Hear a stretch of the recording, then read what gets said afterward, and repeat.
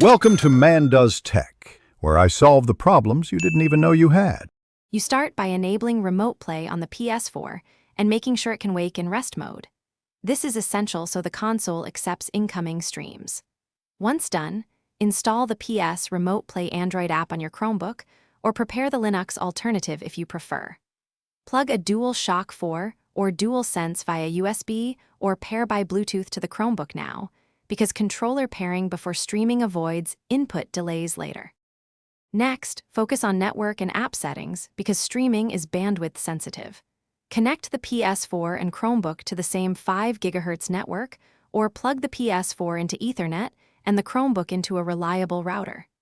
Sign into your PSN account in the Remote Play app, set the stream quality based on your upload speed, and enable 60 FPS only if tests show low latency. Also, close background tabs and apps on the Chromebook to free CPU and reduce stutter. Finally, launch Remote Play on the Chromebook and connect to your PS4. The app locates the console and begins streaming. Once connected, go full screen and confirm controller input and audio. Tweak button mapping if needed. If you encounter lag or dropouts, one key troubleshooting tip is to switch the PS4 to wired Ethernet and lower the streaming resolution. This often fixes latency.